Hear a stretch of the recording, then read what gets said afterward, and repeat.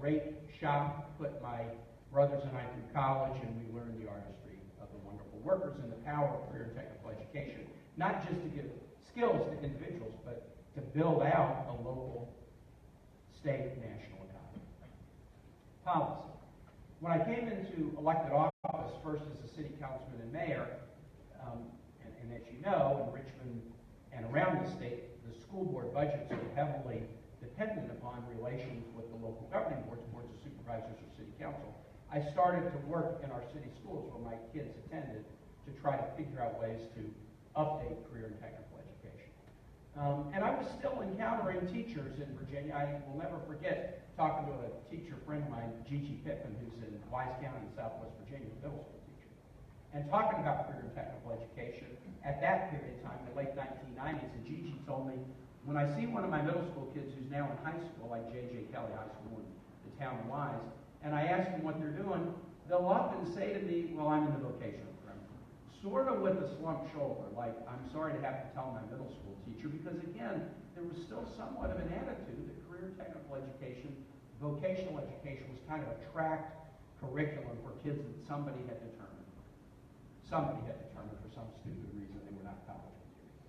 We started to work on this at the local level when I was mayor to up our offerings and up the respect and dignity we might pay to CTE curriculum.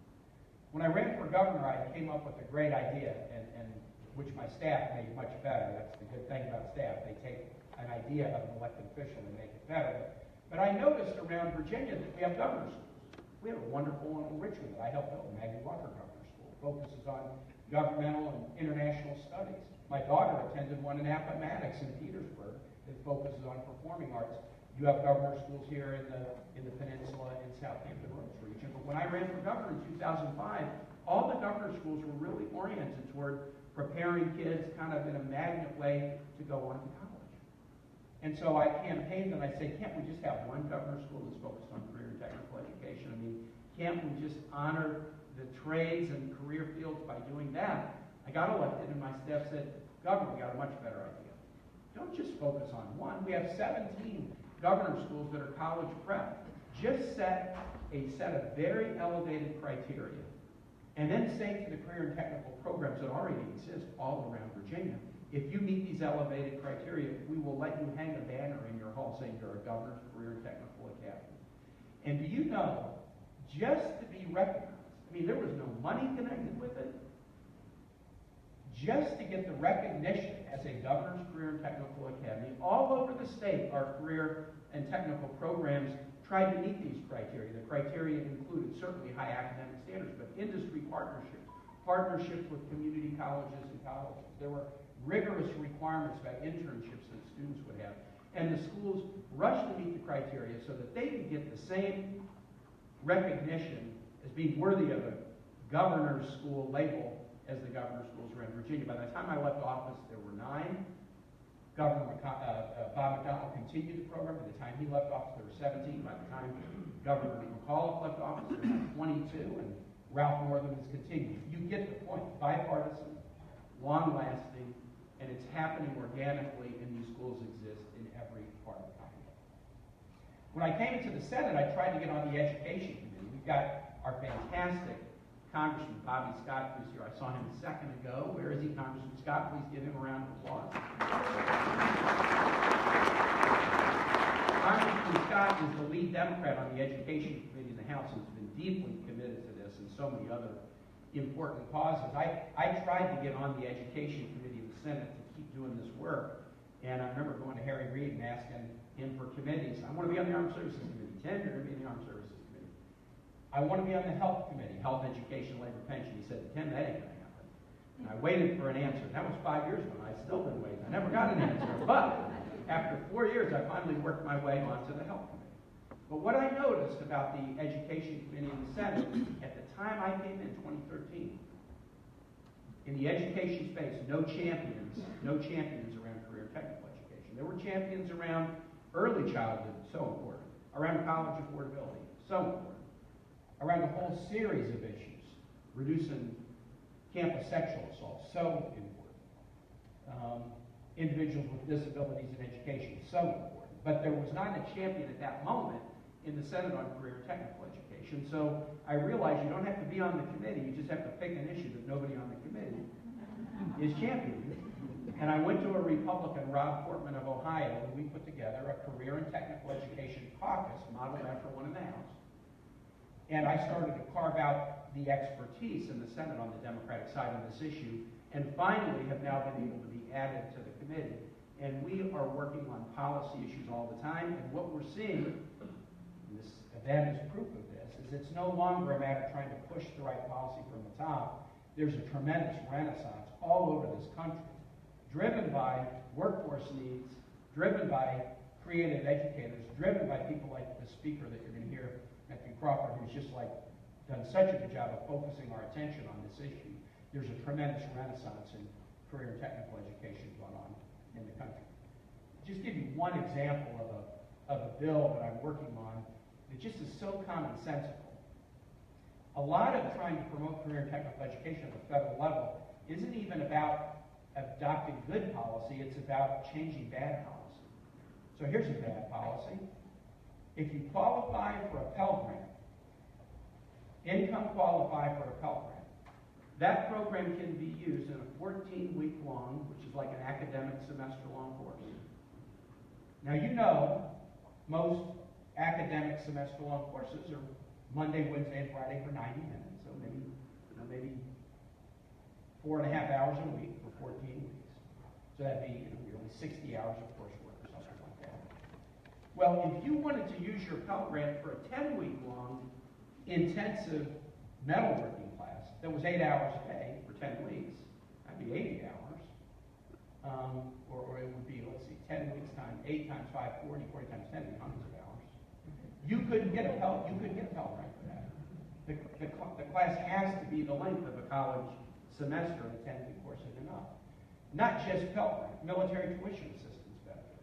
My oldest son's an infantry commander in the Marine Corps. He has the ability to say to somebody in his platoon, hey, Captain, I want to go to community college and get this course that's relevant to what I'm doing. And if he decides it is, he can approve up to $4,500 a year in a military tuition assistance benefit for somebody to go to a college campus and get a course. But if one of his members of his platoon says, hey, I'm a trained ordnance specialist, can I have $300? $300 to pass the American Welding Society certification exam, which if I have it, I can move anywhere in the country when I'm done and get a job. No, you can't do that. It's not on a college campus. So there's a whole series of what I would call the institutionalized second-class thinking about career and technical education. That is in our education policy. But what we're doing, Congressman Scott, through work that they've done in the House to rewrite the Perkins Act, through work that we're doing together now to update the Higher Education Act, our goal is to redefine higher education. Everybody needs something after high school, but we can redefine it to include not just associate's degrees and not just bachelor's or master's or PhD. Somebody said they were ADMAFID, ADMA, PhD, describing ADMAFID as a gradual wasting away of the frontal lobes of the brain. But we want to define higher education, so it's not just about ADMAFID, but it is also about the acquisition of career and technical education skills. And that's the reason for the discussion today. Okay, so that's policy. Let me tell you one last story. A story of a kid that I ran into Saturday. His name's Sam, and I have crisscrossed with Sam throughout his life in a most interesting way. When I was governor and we were encouraging the localities to work hard and achieve high standards, and then their career and tech center could be a governor's academy, one jurisdiction that did it was Arlington. They had a wonderful career and tech program, and they worked hard to achieve the governor's label, and it's now the Governor's Career and Technical Academy of Arlington is this organization. And they began in 2008. At that time, I think Sam was a freshman in high school. Arlington started this up. And one of the areas they focused on, they had a number of different focuses, but was allied health. They had ENT and other type of services. I didn't meet Sam. I went to the Arlington program, and he might have been in a big group, but I didn't meet him until I was running for the Senate in 2012. I'm running for the Senate, and this little kid, now in high school, is at an event, and his mother forces him to come talk to me. Go tell Tim Kaine about career and technical education. So Sam kind of is forced by his mother to come converse with me. And he says, well, I'll tell you my story. Here was the story. He was in high school. He was smart, but he wasn't getting good grades. He was a C and D student. And his parents were at their wits' end. We know our child is smart. We know our child can achieve. He doesn't seem very motivated. And then they were smart. They said, well, what is an area where he's showing motivation? And they said, Sam, that kid will watch Scrubs 3 times a day. He seems pretty interested in kind of medicine and stuff. And so they said, listen, why don't you go to the Governor's Academy in Arlington and take an EMT course? I can do that. I'm only a high school sophomore. I can do that. You can do that. I'd really like to do that. So he starts to go to he's going to Yorktown High School, but he starts to go to the career tech program, take an EMT course, and he absolutely loves it. Now he's happy. Now he's working hard. Now they found this motivational connection that's helping him learn and grow. And then they get his grade card. Wait a minute. Where were the C's and D's in the science classes you were taking? Now you're an A student. What happened? Well, it was about memorization before I was at the Career and Tech Center. And now it's not about memorization. Now I see the connection between what they're telling me I have to learn to pass an SOL and what I really like doing. So by the time Sam's mother made him talk to me, he was now graduating from Yorktown High. He was graduating with a great GPA. He was about to go off to the University of Miami. He said he was going to be pre-med. Last time I saw him until Saturday was in 2012. Saturday, I was in an event in Fairfax. And a father came up with a 24-year-old. Said, hey, do you recognize this kid? I said, no, I don't. Well, Sam, tell the senator about what you're up to. And Sam comes and says, well, don't you remember me? I mean, I was the kid you last talked to when I was heading off to university. Okay, I do remember you. What are you doing? He goes, well, I went to the University of Miami. And I was going to go pre-med. I started taking all these health classes, but I really got super interested into physical therapy. And then I started to get interested in physical therapy and technology. So I decided not to go to med school. I've now graduated, and with 3 people here in the last 2 years, I've started a technology firm called Kinemetrics. And the idea is to use technology solutions to help doctors gauge the progress of patients undergoing physical therapy for rehab purposes. So how much are you improving? How much are you getting better? Are you slacking off on your regimen, or are you actually doing your regimen? And we've developed all these technology projects to help physicians and physical therapists gauge the success of their patients undergoing physical therapy for rehab. Here's something we're discovering about career and technical education. First, there's so many fields that need CTE workers that focused curriculum in these areas train people for all kinds of wonderful jobs. Second, getting people some connection into the CTE program, it's like it just casts a spotlight and suddenly illuminates why the rest of education is important. Instead of there being a light turned off and it's kind of dark and obscure, and why do I need to know this? Oh, now I know why I need to know this. But a third thing we're discovering, and I'm finding this because I'm going to career technical centers all over the country, is people who have some background in career technical fields are more likely to start businesses. They're more likely to start businesses than folks who go through a traditional college curriculum. I met an individual who was from Waynesboro recently, and he was at the Career Center when he was at Waynesboro High School. And when he got out of Waynesboro High School, he was accepted at UVA, but he was also accepted at Blue Ridge Community College in Weir's Cave, which is near Waynesboro. And he could continue in this Career and Technical Center when he went to Blue Ridge Community College. And he was weighing, do I go to UVA or do I stay working and go into the community college? And he decided, I'm going to stay working at the community college. And he didn't go to UVA. And he stayed at the community college. And the company that he was interning for, by the time he graduated from Blue Ridge Community College, he bought the company. The owner was getting ready to retire, and then this youngster who had started working there in high school bought the company. And he said something fascinating to me. This is now 15 years ago, and he's on the board of the Tech Center to help other students like him have the same kind of experience he does.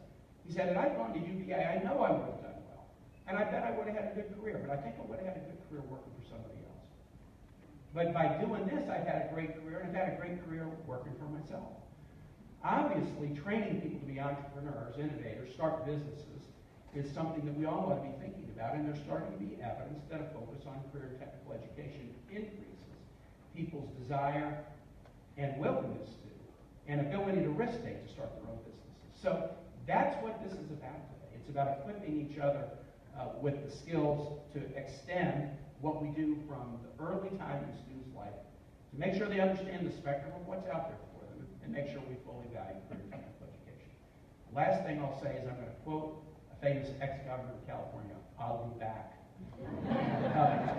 Congressman Scott and I are going to host in June a workforce session around a 355 ship Navy. We have made a commitment as a country that we want to build up from 270 up to 355 ship Navy. It's going to take a long time. But as Jennifer Boykin at the shipyard says, that means that the folks who are building carriers and subs are in pre-K right now. And we don't have all the workers to do these, and by the time we're building some of these, a lot of the workers we have will be retired. So we have to have an educational system, an interconnected system from pre-K all through college, and our union apprenticeship programs, and our standalone career and technical program. We have to have an interconnected system that will expose people to these opportunities and encourage them to take them. So within a month, we'll be back talking about this very particular issue of how do we get to a 355 ship Navy and how do we produce the workforce that's capable of doing not just the construction but the refuelings and repairs here in Hampton Roads. Thank you for letting me kick off today. It's going to be a wonderful day, and I'm just so excited. Raise your hand if you are a career and technical education educator. Raise your hand. Let's give them a round of applause.